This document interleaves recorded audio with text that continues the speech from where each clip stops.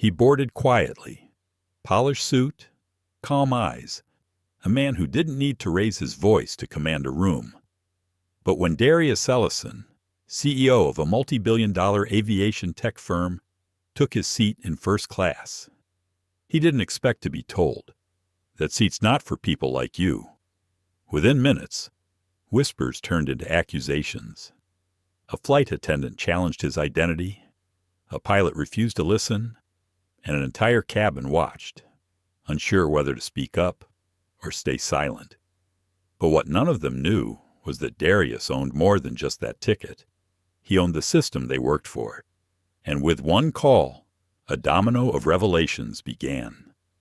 Uncovering hidden complaints, systemic bias, and a truth many had tried to silence for years.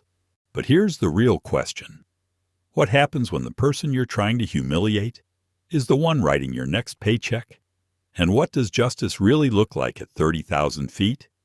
If you're ready for a story of power, restraint, and reckoning, hit like, share, and subscribe now.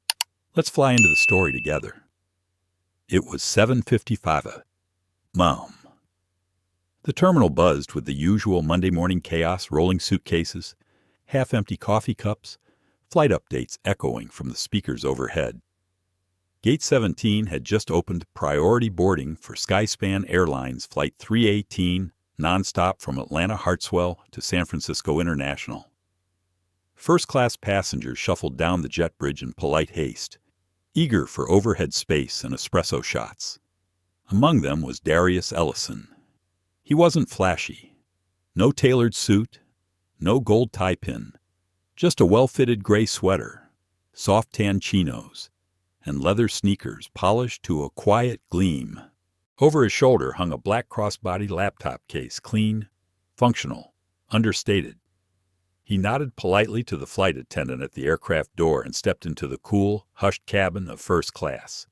Seat 1B, window side, premium recliner, assigned. He placed his bag gently beneath the seat in front of him, folded his boarding pass into the tray compartment, and sat down. Then it started. A sharp voice sliced through the calm. "Excuse me, sir. That seat's reserved for premium guests only." Darius looked up. The woman standing before him wore the polished navy uniform of a senior flight attendant, neatly pressed, every hair pinned in place. Her name tag read Megan Doyle. He blinked, not quite understanding. "I'm in 1B, he said calmly. "Boarding pass matches?" Megan didn't smile.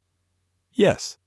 Well, you're not listed in the manifest," she replied curtly, pulling up a tablet from her hip.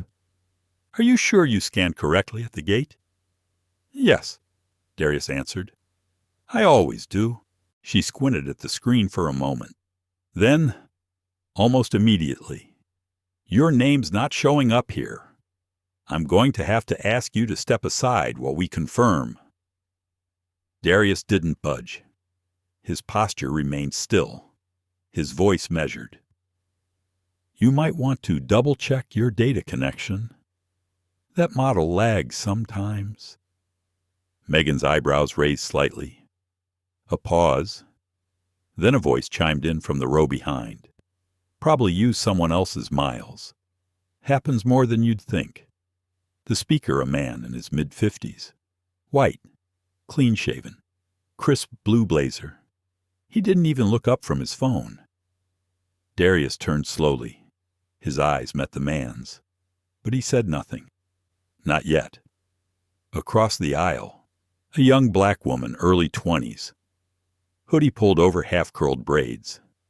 AirPods in paused her music. Her name was Imani Rivers. She had just started filming with her phone.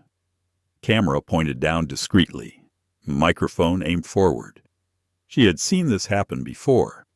"Miss Doyle," Darius said gently, "would you like me to show you my ID, or should we just call a supervisor now?" Megan stiffened. "Sir, there's no need for that tone." "What tone?" he asked. "The one that says I know exactly what's happening here." She took a slow breath, tapping the tablet screen harder this time. We've had issues with boarding fraud this month. I'm just following procedure." "Your procedure," Darius replied, "should begin with confirmation, not accusation." The cabin grew quiet. A couple across the aisle stopped mid-conversation. Someone in the back of first class adjusted their seat tray and glanced forward. Then Megan muttered more to herself than anyone else. "These people always make it difficult. These people." It was almost a whisper, but not quiet enough. Darius turned his full body toward her. "You might want to say that again. Out loud. Clearly." Her eyes widened, then narrowed, but before she could respond, the young woman across the aisle leaned forward and said clearly, "Just so you know, I'm recording. You're on camera." Megan's face froze. Darius sat back in his seat, not shaken, not flustered, just watching. "Do what you need to do," he said quietly, "but choose your next move very carefully." The silence that followed wasn't awkward. It was surgical. It cut through assumptions, through polished uniforms, through the unspoken rules that defined who was expected to sit where. Darius didn't move, not out of stubbornness, not out of pride, but because he had been here before. Too many times. The cabin air chilled and dry, prickled against his skin as he remained seated, hands resting calmly on the armrests, eyes steady on Megan Doyle, the flight attendant still frozen by the tension she had created. She clutched the tablet tightly, her jaw set. From behind her, another uniformed attendant approached Bradley Chen, younger, less certain, eyes darting between the passengers and his colleague. "Problem here?" he asked. "Passenger in 1B isn't showing up in the system," Megan said quickly. "We might have a boarding pass error. Or something else. Something else." The implication wasn't lost on Darius. It never was. But instead of firing back, he leaned his head gently against the headrest and closed his eyes for a breath. Flashback. Age 23. A red-eye from Chicago to Portland.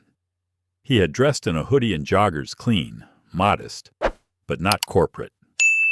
The gate agent scanned his boarding pass, then waved him toward Coach. "Sir, economy is boarding at the back," she said flatly. "That's not my seat," he'd replied. She never looked at the ticket again. She just shook her head and pointed to the rear of the aircraft. Back then, Darius didn't argue. He took the walk of shame silent, burning. But it never left him. Now, on Flight 318, his phone buzzed in his pocket. He ignored it. Another buzz. Still. He waited. Then, quietly, Leah Monroe, his assistant, stepped into view. She had boarded discreetly in Group 1 and taken a seat several rows behind first class, watching everything unfold. Leah didn't say a word. She simply held up Darius's secondary phone, already recording. He met her eyes. She nodded. "Timestamp ought. Rowana. Mem. Audio live. Video stable." Megan turned toward Bradley. "Can you get security on the line? Just to be safe?" "Wait," Darius said. His voice was still soft, still patient. "Let me ask you a question. Ms. Doyle." She hesitated. "Would you be calling for security?" he continued. "If I were wearing a suit and tie?" Bradley shifted awkwardly beside her. "Sir, please." "It's a yes or no," Darius said gently. Megan didn't answer. Behind them, Imani Rivers stood up from her seat in 2A. "This isn't about a ticket. We all see that now." She raised her phone slightly. "And before anyone says it's a misunderstanding, this video's already backed up to the cloud. So, no deleting history today." Bradley raised his hands, uneasy. "Ma'am, filming is against company policy unless given consent." So is public discrimination, Imani said flatly, and I'm not turning this off. A small ripple moved through the cabin. Eyes, phones, whispers. Darius breathed in slowly. He wasn't angry. He was tired. Flashback. Age 27. Private business lounge at London Heathrow. A staff member asked him to wait outside for the primary guest, even though his name was on the reservation. "You don't look like a Darius Ellison," they had said. He had smiled, taken his seat anyway, and closed the biggest acquisition of his career on that same day. But that remark had stayed with him like a scar. Now, Megan folded her arms across her chest. "Sir, if you would just move to the waiting area, we can sort this out." Darius straightened in his seat. "You've already sorted it. You just don't know it yet." Leah stepped forward quietly. "Ms. Doyle," she said, professionally, "you might want to ask your captain to verify the backup manifest, the one printed, before the system sync." Megan frowned. "Why, because," Leah said, tapping her phone screen, "my client prefers to resolve this calmly, before the situation escalates into a company-wide liability." Bradley blinked. "Client, yes," Leah said, offering a small smile. "Did I not mention I'm Mr. Ellison's legal counsel? And right now, you're both being recorded in violation of Skyspan's Code of Passenger Conduct." Silence fell. Even Megan looked pale for a moment. Darius exhaled again, voice soft but direct. "I came here to sit in 1B. I came to fly, like everyone else. But if you want to turn this into something bigger, I'm more than ready." His phone buzzed again. He finally looked, internal alert. "Skyspan corporate Leah Monroe has initiated passenger rights escalation protocol." He smiled slightly. The game had changed, and this time, he wouldn't be walking to the back of the plane. "3 a.m. The cabin air had shifted. It wasn't just quiet anymore. It was charged, like the sky before a summer storm. Still, heavy, inevitable. Flight attendant Megan Doyle stood stiff, clutching her tablet as if it might shield her from the weight of her own mistake. Bradley Chen, still beside her, seemed unsure whether to defend his colleague or step back entirely. And seated calmly, Darius Ellison hadn't moved an inch. But something in him had, not in his posture, not in his face, but behind his eyes. Something had turned over. A quiet decision being carved with surgical precision. "You're disrupting the boarding process, sir," Megan said. "Louder now. Other passengers are waiting." A half-truth. The rest of first class had already boarded. Coach was still delayed due to a gate issue one Darius had read about before even leaving the terminal. Still, she said it, hoping authority would mask assumption. "I'm sitting in the seat assigned to me." Darius responded evenly. "I'm not the disruption.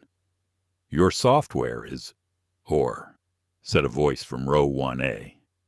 "Maybe it's not just the software." Everyone turned. A white man in his 60s, salt gray hair, tailored navy travel coat, and a stainless steel coffee mug in one hand. "You know the type," he continued casually. "Boarding passes swapped at the last second. Miles transferred under someone else's name. Happens all the time. Dr. Tyler Graves, according to his luggage tag, a retired biotech executive with opinions sharp as scalpels and just as careless." "Sir, please," Bradley warned. "I'm just saying what we're all thinking," Graves replied. "That seat doesn't match the man." He sipped his coffee. Unbothered, Leah Monroe took a small step forward from her position in the aisle. "Excuse me, could you clarify what you mean by the man?" Graves smirked. "Relax. Don't make it a thing. I'm talking about clothes. Hoodie, loafers, No watch. No luggage tag hardly screams first class. Imani Rivers let out a slow breath, loud enough to hear. "You just said it out loud," she muttered. Megan's face paled slightly, but she didn't intervene. She didn't defend him, didn't correct the tone. She stood mute, still more afraid of defying a white passenger's bias than correcting her own. Darius blinked slowly. His voice, when it came, was quiet, but firm. "Dr. Graves, do you always assume someone's worth based on their outfit? Don't twist my words. Then don't tie them to stereotypes," Darius said. He turned back to Megan. "You asked me to move. Based on what? No reply. Not behavior. Not a lack of ID. Not a missing boarding pass. You asked me to move because I didn't look like I belonged." He paused. "Let it hang." The silence that followed was not awkward. It was truthful. And everyone in that cabin could feel it. Bradley Chen finally found his voice. "I think we should check the printed manifest." "Just to confirm." "Yes," Megan snapped. "Go." "Now." Bradley hurried toward the cockpit. Imani adjusted her phone. "Just a reminder," she said calmly. "This is all still recording and being live uploaded." Dr. Graves scoffed. "You millennials and your social justice fantasies." "No," she interrupted. "We just like receipts." Darius didn't even look at him. He was staring out the window now, but his voice reached every row. "Years ago," he said, "I got bumped from a flight because a gate agent told me, quote, 'You look more like someone delivering packages than someone flying business.'" A few passengers looked away. Graves didn't. "She didn't even scan my ticket," Darius continued. "She just looked. And that look, that judgment, it stays with you." Bradley returned, face pale, a printed manifest in hand. "Sir," he said to Megan, voice shaky, We have a problem." Megan snatched the paper, read, stopped, folded it slowly, like hiding the truth would make it disappear, but it didn't. "Seat 1B, Bradley said quietly. "Passenger named Darius Ellison, verified, priority 1. The silence was instant. So were the glances, the regret, the dawning discomfort. Graves sat back in his chair. Imani turned her phone just enough to capture Megan's expression. "And Darius." He finally leaned forward, elbows on knees, calm as ever. "Miss Doyle, you owe me more than a seat correction." He didn't yell, didn't threaten, but his voice held a precision that pierced straight through her authority. "You owe me an acknowledgement, because this isn't about your tablet glitching. It's about your perception and what you refuse to see." The cabin was frozen, not by turbulence, but by truth. Megan Doyle, still holding the printed manifest, stared down at the passenger she had wrongly accused just moments ago. Darius Ellison sat still, but everything around him was now in motion. Words had been spoken, assumptions laid bare, and receipts, printed in black and white. Seat 1B, verified, priority 1. It echoed in the minds of everyone within earshot. Leah Monroe stepped beside Darius now, her phone lowered but still recording in audio mode. Her voice was low and composed. "Skyspan's legal team has received the escalation notice.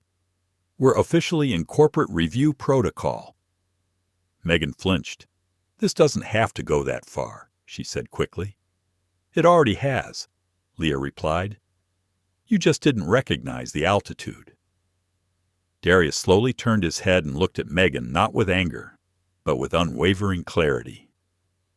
"You still haven't apologized," he said. "You're still standing here as if this is a misunderstanding, instead of misconduct." From the front row, Dr. Tyler Graves tried to reassert himself, Let's not derail an entire flight over this. It was a simple mistake. Imani Rivers, seated just across from him, didn't even blink. You mean the kind of mistake that's never made, when the passenger looks like you, Doctor? Graves didn't answer, but the point was made. Just then, a voice came from the galley. Captain Howard Kell, a retired pilot traveling standby, stepped forward, tall, weathered, calm. He addressed Megan first. "Ma'am, I've been flying for 3 decades. You've got a verified first-class passenger, a paper manifest that confirms it, and a video recording of him being denied service based on appearance. That's not a staffing error. That's a bias incident." Megan's voice shook slightly. "I followed procedure note," Darius said.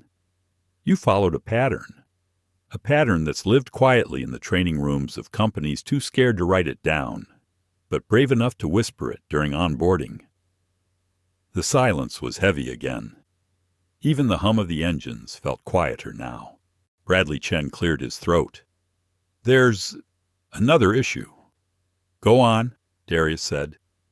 Bradley looked at Megan nervously before continuing.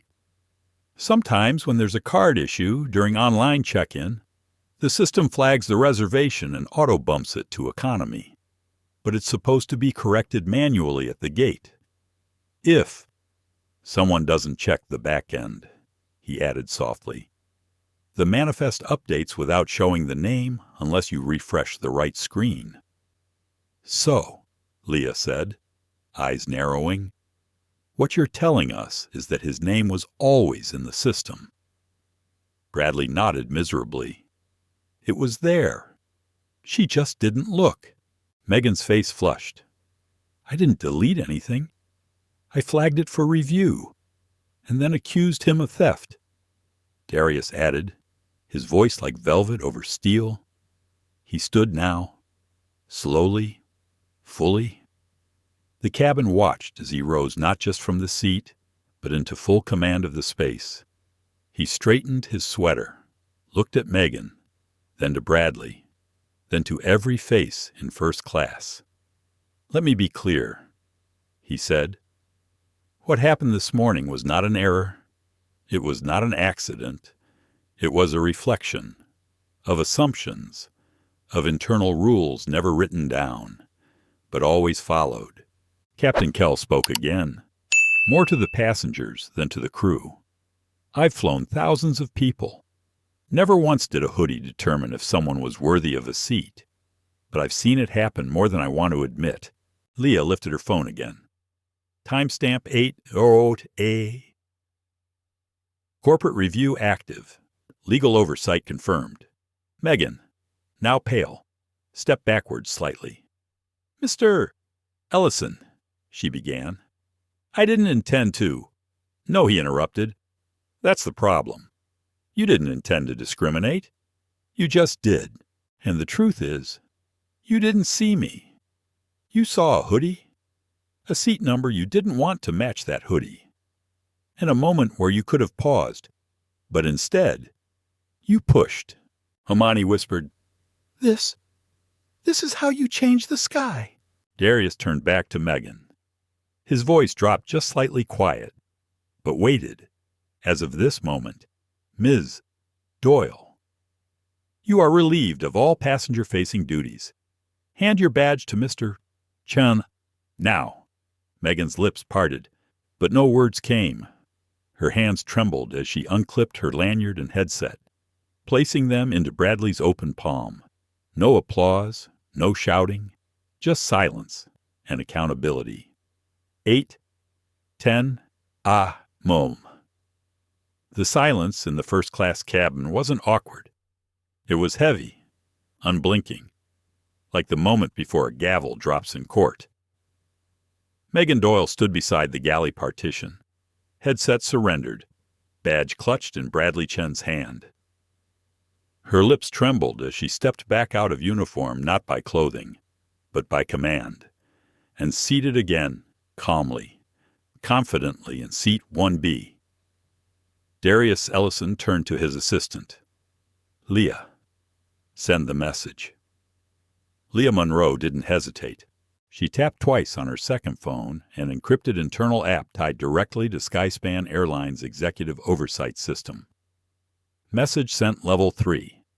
Ethics violation incident recorded passenger involved corporate stakeholder immediate action required. She looked at Darius and nodded. Corporate's awake. Bradley took a half step closer. Mr. Ellison, he said carefully. Do you actually work for the airline? Darius raised an eyebrow, then pulled out his phone and turned the screen toward him. There, clear and irrefutable, was his digital ID, Darius M. Ellison Partner Executive, Skyspan Holdings Board, Liaison Passenger Experience Division. Bradley's mouth opened slightly. His voice failed. You're on the board. Darius didn't answer right away. He looked across the cabin to the silent faces watching, to Amani Rivers, still recording, and even to Dr. Tyler Graves, whose confident expression had now shrunk into something quieter, something resembling fear. Then Darius said, I'm more than on the board. I hold 38% of the airline's parent company. And as of this morning, he tapped his phone again. I now have full discretion over passenger conduct protocols. That includes employee review, terminations, and real-time audit authority. The cabin shifted. Passengers sat up straighter. The crew stopped mid-step. Even Megan Doyle, who had begun backing into the galley, stopped as if frozen. Dr. Graves chuckled nervously. You're bluffing. No one just walks onto a flight wearing a sweater and sneakers and owns half the sky. Imani stood now. She pointed her phone at him.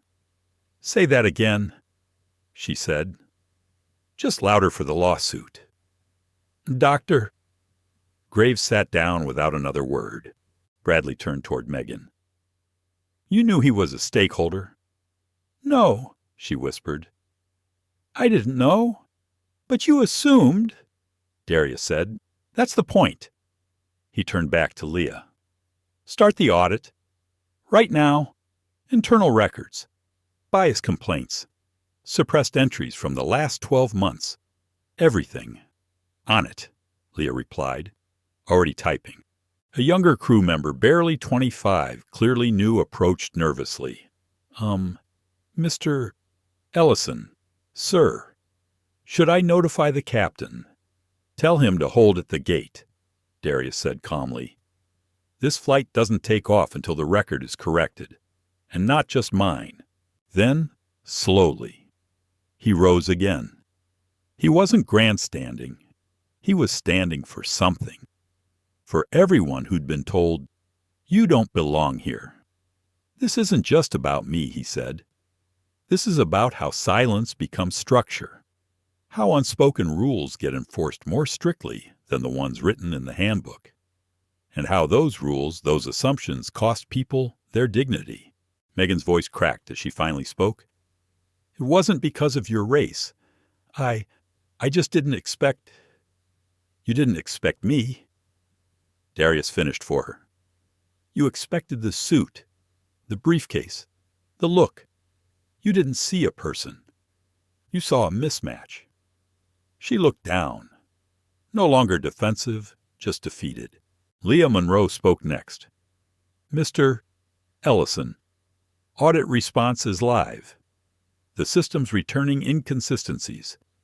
Over 9 flagged complaints over the last quarter, all marked as no follow-up due to passenger misunderstanding or clothing mismatch. All from premium class passengers, most of them people of color. A few audible gasps came from around the cabin. Darius turned to Bradley Chen. Do you know anything about that Bradley looked pale? We were told to de-escalate quietly. Internal memos said not to submit reports that might create perception problems, especially around bias. So, they just vanished. Most of them. Yes, he said quietly. We filtered, Darius took a breath, not out of exhaustion, but to make room for resolve. Then today, that ends. No more filters. No more protecting the brand at the cost of the people inside the aircraft. We audit. We correct. We name it. Imani slowly lowered her phone. Her voice was soft now. And you do it all without yelling. Darius looked at her. There was almost a smile. Because real power doesn't need volume. It just needs truth. 8:14 Outside. The engines idled on the tarmac. Inside. Something far louder was happening. The unraveling of a culture. Quiet. Systemic. Familiar. Darius Ellison sat upright in seat 1B, phone in hand. Eyes focused not on one person, but on the weight of what had just been exposed beside him. Leah Monroe continued typing. "Mr. Ellison," she said calmly. "Preliminary data confirms 9 passenger bias complaints were internally downgraded in Q1 alone. Each one involved premium seating, and each one disappeared before reaching corporate records." Darius exhaled slowly. "Let me guess," he murmured. "Flagged as misunderstandings. Or worse, guest confusion?" "Correct," Leah replied. "Or noted as clothing mismatches. No escalation." He looked up, voice steady. "And how many of those passengers were wearing suits?" Leah didn't answer. She didn't need to. From 2 rows up, Imani Rivers leaned forward. "So this isn't just one flight. It's every flight where someone like us wasn't dressed like the brochure. And that was enough." Darius nodded. The truth wasn't shocking to him. It was exhausting. Bradley Chen, still holding Megan Doyle's surrendered headset, looked physically ill. He spoke softly, almost to himself. "We were trained to follow patterns. We were told to trust instincts. Baggy clothes, hoodies, no name-brand bags. If it didn't look like first class, flag it." Darius turned toward him. "Flag it or downgrade it both," Bradley said, eyes lowered. "Sometimes you just mark the record for verification, and the system would do the rest." "So," Darius said slowly, "let me get this straight. An algorithm built to assist passengers is now being used to erase them, all because someone assumed they didn't belong." Megan Doyle, still in the galley, spoke up. Her voice was thinner now. Not defiant, just cracked. "No one told us to discriminate, but we were told off the record what to watch for. Red flags. Things that could delay boarding. And let's be honest. Some of those red flags were just people." Her words hung there. No one spoke, because they all knew what she meant, and that she wasn't wrong. Just late, Darius stood slowly. He walked forward a few steps, not rushing, not forcing attention. He didn't need to raise his voice. "That's the part people outside this cabin won't understand," he said. "They'll hear the word discrimination and imagine slurs, raised voices, or cameras thrown to the floor. But it's not always loud. Sometimes it's quiet. Just a look, just a tap on a screen, just one line in an employee training manual, left vague enough to be weaponized." Captain Howard Kell, seated near the bulkhead, nodded gravely. "It's not written in bold ink," he said. "It's written in glances, in habits, in fear. We taught the new generation to spot patterns without ever asking who created them." Leah lifted her phone again. Timestamp 8:16. Verbal acknowledgement of informal bias directives. Cultural enforcement without formal policy. Clipped and saved. Megan turned pale. "Please. I didn't mean to profile him." "But you did," Imani said gently. "And if it hadn't been Darius Ellison, Someone with power and proof. You would have removed him from that seat, and no one would have filmed it, and no one would have believed it. The young flight attendant in the jump seat probably knew. Barely out of training, looked visibly shaken. She turned to Megan, hesitant. Is that why? That one woman was crying in Honolulu last month. Megan looked away. I flagged her. Yes. She was alone. In 1A. In yoga pants. I thought she couldn't have afforded it. Silence again. Not out of shame, but realization. How many passengers had been quietly erased? How many stories had never been told? Darius turned to Bradley. How far back do these filters go? At least 12 months, Bradley admitted, but it's possible longer. I only know mine. Leah looked up from her screen. Then we start there. 12 months. Every complaint, every flagged manifest, every voice marked as difficult. We reopen it all. Darius nodded. His tone shifted, not cold, not angry, just resolute. We're not just correcting an error. We're confronting a culture. 819A. The manifest was clear, printed in black ink, stamped with gate approval, verified by both system and scan. Darius Ellison's name was there. Seat 1B. Priority 1. It had always been there. And yet, it had taken 24 minutes, 2 boarding pass scans, a live recorded confrontation, and a shareholder-level escalation just to get people to look. Leah Monroe, seated beside him again, now had her laptop open. She was connected directly to Skyspan Airlines' internal audit portal, fielding live responses from the ethics division. She didn't have to speak loudly. Everyone in first class was listening already. Audit trail confirms it. Sir, she said calmly, your boarding pass was scanned correctly. No errors. The auto downgrade flag was triggered manually. Darius didn't blink. By who? The gate system notes the last edit was entered by employee ID R5931, Doyle, Megan. There was no sound, no protest, not even a whisper. Megan Doyle, seated now in the front jump seat, headset gone, badge surrendered, looked hollow. I flagged it for re-verification, she said quietly. Not for downgrade. Bradley Chen shook his head. You flagged it, and the system does what it always does. It reroutes to the available cabin, usually economy, until it's reapproved. And you never reapproved it. Megan's voice wavered. I didn't think I had to. The name didn't match what I expected. I assumed the ticket was wrong. Darius nodded slowly, then stood. He wasn't towering over her, but the silence gave his presence gravity. You assumed, he said gently, that someone like me couldn't possibly sit here. You looked at the hoodie, at the sneakers, at the skin, and you saw fraud instead of fact. That wasn't an error. Ms. Doyle. That was a belief. Across the aisle, Imani Rivers spoke again.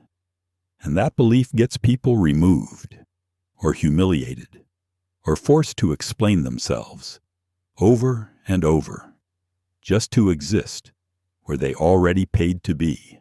Bradley Chen took a step forward. This time, his voice wasn't trembling. I need to say something, he said. All eyes turned to him. This wasn't the first time. I've been part of crews where we joked about the upgrade lottery, where if someone didn't fit the part, we called the gate, just to re-verify their name. They almost always got bumped back. Darius looked at him quietly. And did anyone ever log it? Bradley hesitated. No. We called it common sense. Captain Howard Kell, still seated nearby, spoke next, his voice low. Grave. Common sense, he said slowly, becomes policy. The moment no one questions it. And policy becomes culture, when everyone protects it. Leah Monroe raised her head. "Sir," she said to Darius. "Corporate Audit Division just responded. They're requesting a full documentation package within 2 hours. All footage, all timestamps, all testimonies. This will trigger formal disciplinary proceedings and system-wide bias review." Darius didn't speak right away. He glanced across the cabin. Every passenger was quiet now. Not because they were afraid, but because they finally understood. This wasn't about a man in a hoodie. This was about how many people had quietly paid for a seat and still never sat down. He turned back to Megan. "You had a chance," he said, "to pause, to check, to ask. Instead, you chose assumption over accuracy, fear over fairness, and you spoke that fear into policy without ever writing it down." Megan Doyle, eyes glassy now, nodded slightly. "I was wrong," she whispered, "but I wasn't the only one. 822. Mom." The cabin of Skyspan Flight 318 no longer felt like a plane. It felt like a boardroom, a courtroom, a reckoning. The aisles weren't lined with food carts anymore. They were lined with truths, some recent, some years in the making, and in the center of it all, still calm, still deliberate, Darius Ellison stood like a man who had waited years for this exact moment. He turned slightly toward the front of the cabin, where Leah Monroe was seated with her laptop open on her knees.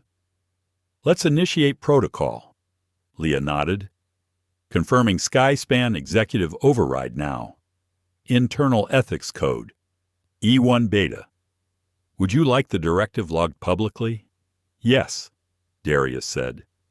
"It's time we stopped hiding corrections behind closed doors." She tapped, waited, and then, quietly, "Override accepted. You now have full executive discretion to issue system-level change. What's the order?" Darius turned to face the passengers, his voice measured but unwavering. "Effective immediately. All internal bias complaint filters within Skyspan Airlines are to be deactivated. All downgraded passenger reports will be reopened. A third-party audit will be launched for the last 12 months of complaint handling, with special review for all staff with 3 or more passenger concerns involving race, appearance, or attire. This is now active policy." The cabin didn't erupt in applause. It didn't need to. The stillness was louder, more sacred, because this time, the person in power didn't whisper behind the scenes. He said it out loud. Megan Doyle, who had been seated quietly, finally looked up. "You're rewriting policy. From a plane. From the same seat you tried to take away from me." Darius replied, "Yes, because correction shouldn't wait for press releases." From the rear of first class, Captain Howard Kell called forward, "Son, I've been flying for 30 years. I've never seen a change order initiated at 35,000 feet." "We're still at the gate," Darius said softly. "But the altitude doesn't matter, because this wasn't a flight delay. It was a cultural delay." Omani Rivers stood slowly, phone still filming. "Can I say something?" she asked. Darius nodded. She faced the cabin. "To anyone watching this, anyone listening from the next row, or watching this online later, let this moment remind you, sometimes the seat you're fighting for isn't just yours. It's symbolic of everyone who's ever been asked to prove they belong before being allowed to breathe." Bradley Chen cleared his throat. "Mr. Ellison, I don't know if this makes it better, but I want to help fix it. I was silent too long. Not because I agreed, but because I was afraid." Darius looked at him for a long moment, then said quietly, "Then don't just help me fix it. Help me name it. Help me name every moment a passenger was flagged for not looking like a priority. Every time silence swallowed a voice Because if we can name it, we can end it. Leah Monroe raised her hand slightly. Mr. Ellison, audit logs are sinking. Skyspan Legal has confirmed your authority to issue formal retraining mandates. Darius nodded once, then turned back to face the front. Effective today, all crew members, domestic and international, will undergo mandatory training on unconscious bias, dignity-based customer service, and complaint escalation ethics. Every complaint, every crew action will now be logged and subject to external review. A pause. Then, he added, because passengers don't need better pillows or newer planes. They need to be seen. 826, Mom. The seat back lights glowed gently. First class had never been this still. There was no meal service, no soft jazz playing overhead, no one reclining in leisure. Because comfort wasn't the priority anymore. Truth was. And in the middle of the silence, as audit pings continued to flow into Leah Monroe's laptop, and Skyspan HQ processed live footage from passenger phones, Darius Ellison stood as both witness and catalyst. Amani Rivers whispered to the woman beside her, "He's not just calling out a mistake. He's dismantling a culture." And he was, piece by piece, policy by protocol, silence by silence. Bradley Chen stepped closer to Darius. He looked younger than he had earlier, maybe because shame strips years off people. "Sir, there's more." Darius turned slightly. "Go on." Bradley hesitated, then said, "We received informal guidance months ago. Not written, not official, but it spread. They told us, be cautious with guests whose appearance doesn't match the cabin. No logos, no suits, no obvious markers of wealth. They used phrases like red flags and visual mismatch. Leah, typing, repeated softly red flags, visual mismatch. Got it? Logged. Timestamp. 8:26. Captain Howard Kell, who had remained silent for several minutes, finally stood. He didn't raise his voice. He didn't need to. That kind of training, he said firmly, doesn't start with hate. It starts with fear. Fear of making a mistake. Fear of being disciplined for letting the wrong person slip through. So people choose overcorrection, over-filtering, over-profiling, and eventually they stop seeing people at all. A hush followed. Then, from the far end of the cabin, a flight crew member barely in her 20s stood up, trembling. Her name tag read Maya Quinn. She looked down as she spoke. "I saw this happen 3 times in the last 2 months. Passengers pulled aside, asked to verify ID again. Always in first class, always people of color. And each time, we were told afterward, good instincts, trust your gut." Darius didn't interrupt. He let her speak. Her voice cracked halfway through. "I wanted to speak up," she continued, "but I was afraid I'd lose seniority, lose routes, get marked as difficult. So I stayed quiet. But today, I can't anymore." Darius gave a small nod. Not as a reward, but as recognition. "Thank you, Ms. Quinn," he said softly. "Courage isn't always loud. Sometimes it just starts like that." He turned to Leah. "Add her statement to the audit.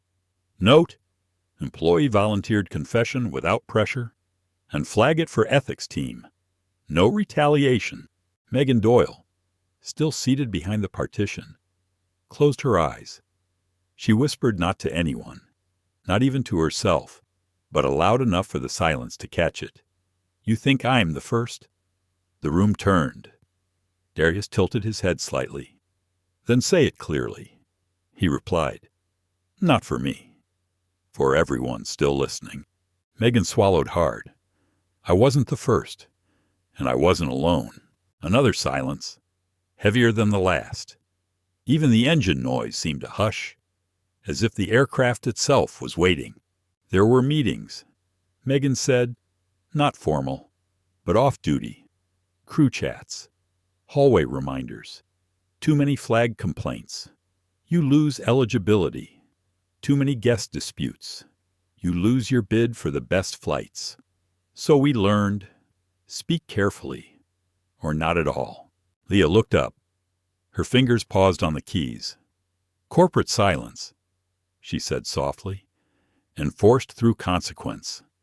Darius stared forward, then said what no one else had yet. So this isn't just a training failure. This is a culture failure, and culture was about to be rebuilt. 8:30 beam. There were no drinks served, no announcements over the PA system, no one checking for Wi-Fi signals. Instead, a stillness had settled over the cabin, the kind of stillness that doesn't come from delay, but from transformation, because something in that space had shifted permanently.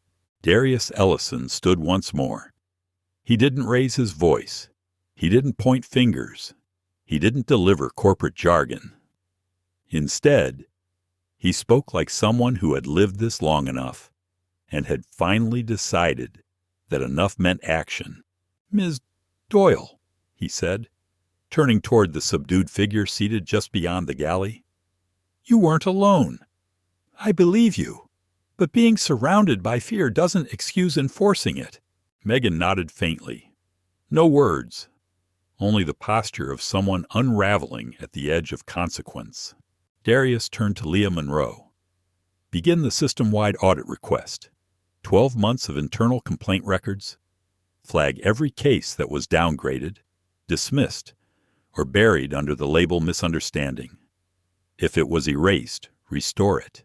If it was ignored, read it. No more filters." Leah typed, voice crisp, request sent, live copy archived. Skyspan Ethics will receive it within the hour. Internal audit ID 38FR, tag culture review. Bradley Chen, standing just feet away, swallowed hard. "Mr. Ellison," he said, "there are a lot of names." "I know," Darius said, "and every one of them deserves to be seen." From the jump seat near the rear of first class, Maya Quinn spoke up again more confidently now. "What happens to us after this? If we speak up, but the system stays the same?" Darius looked directly at her. "Then we change the system." He turned back to the passengers and crew, his voice calm but deliberate. "This isn't about punishing people. It's about restoring what was taken. Because when passengers are profiled, it's not just a seat that's stolen. It's dignity." He paused. "Let it land. Let it breathe. So, starting today, Skyspan will implement the following." He held up one finger. "1. All passenger complaints verbal. Written or recorded will be logged in real time. No more internal downgrades." 2 fingers. 2. Every employee with guest-facing responsibilities must complete bias, transparency training within 60 days. No exceptions, not even management. 3. We will introduce a rotating ethics review panel made up of staff, passengers, and third-party observers to ensure accountability isn't just internal. Amani Rivers, seated again in two-way, whispered, "That's how you change an airline. Not with press, but with process." Captain Howard Kell looked toward Darius. "You rewriting the handbook?" "Son, no," Darius replied softly. "I'm rewriting the culture." Leah Monroe raised her phone. Timestamp 8:32:0 Mulm. Skyspan Cultural Reform Protocol. Phase 1. Activated. HR has acknowledged the transmission. Dr. Tyler Graves, silent since the confrontation, finally spoke. His voice was hoarse, more tired than defensive. You know, I thought I was helping by saying what I said, but maybe I was just comfortable in ignorance. Darius didn't gloat. He didn't attack. He simply replied, "And now you're awake." The difference between ignorance and harm is silence. He turned to face the full cabin, one last time for this moment. What happened today doesn't stop with an apology. It begins with action. Because I've spent years building companies that work better simply because they see people better. And starting today, Skyspan becomes one of them. 838 Osh. The terminal windows glowed with the soft haze of a Georgia morning. Skyspan Flight 318 was still grounded, but no one on board felt stuck. For the first time that morning, people weren't looking at the time. They were watching something bigger unfold. Darius Ellison sat quietly now, back in seat 1B, not triumphant, not boastful, just resolute. He hadn't needed to shout. He hadn't needed to threaten. He simply held the weight of truth until the cabin had no choice but to listen. Beside him, Leah Monroe refreshed the audit feed. "Sir," she said, her voice steady, "complaints from multiple regional hubs are starting to surface. Some were internally dismissed over a year ago. Some were never filed, but mentioned in crew chat transcripts we now have access to. HR is calling it a probable systemic omission zone." Darius stared out the window, letting that phrase settle in his chest. Systemic omission, the polite term for people being erased, in real time, by real policies. His phone buzzed. One new message. Subject: "I saw what happened today." From former employee for Red Sky. Net. He tapped it open. "Mr. Ellison, I watched the footage from Flight 318. I wasn't there, but I recognized every word, every look, every excuse. 2 years ago, I worked for Skyspan. I filed 3 complaints about profiling I witnessed, and everyone was quietly shelved. I was told to stop if I wanted to keep my promotion. Eventually, I left. I thought maybe I was too sensitive. Maybe nothing would change. But watching you, you didn't just reclaim your seat. You reclaimed the voices that were told they were imagining it.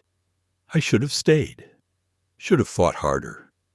But if there's room now, I want back in. Not for the job. For the work. Let me help."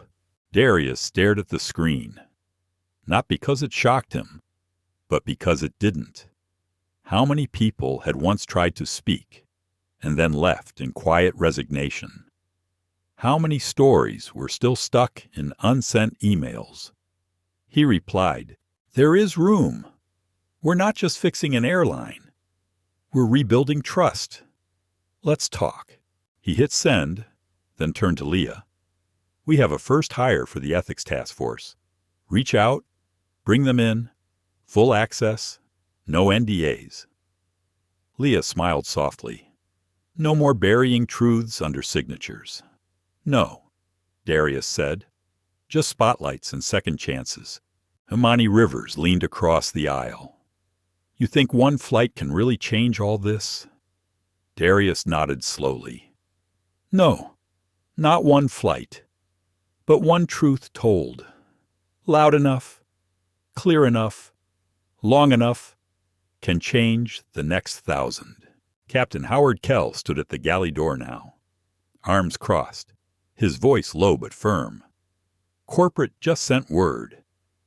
Your policy revisions being reviewed at the executive level, and they're not pushing back." Megan Doyle, quiet all this time, looked up. "What happens to us?" Darius looked at her, tired, but honest. "That depends. You can keep defending what you were told, or you can help dismantle it." Megan nodded, swallowing the weight in her throat. "I want to help."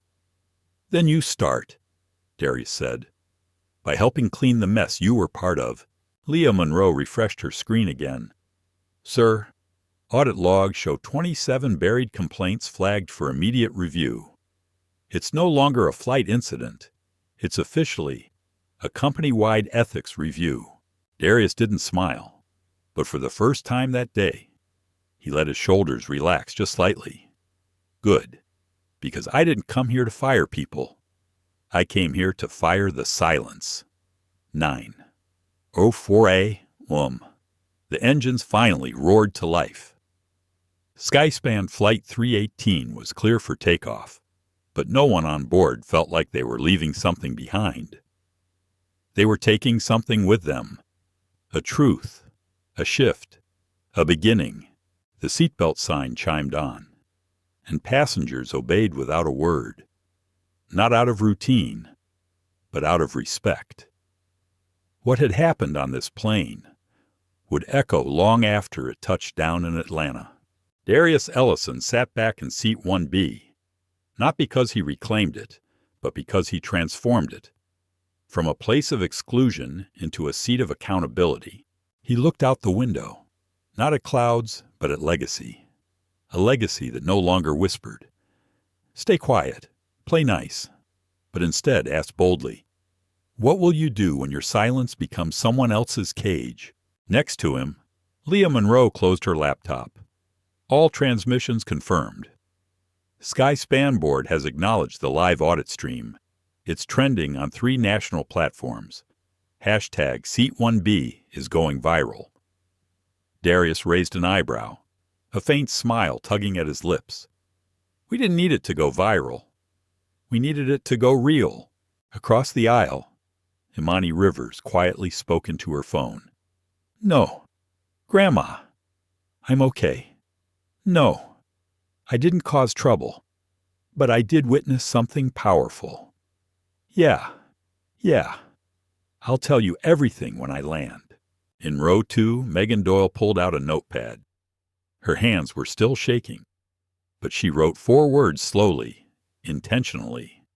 "I will do better." And beneath it, "Starting with me." Captain Howard Kell addressed the cabin.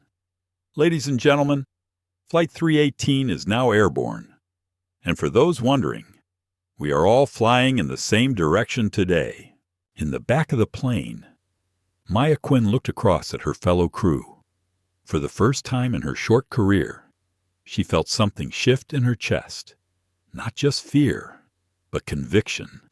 "Or we're supposed to protect passengers," she whispered, "even when the danger is invisible." As the plane reached cruising altitude, Darius closed his eyes. He remembered his father's voice from decades ago. "You don't fight to sit at their table. Son, you build your own and you leave it open." When he opened his eyes again, he saw the cabin not as it was, but as it could be.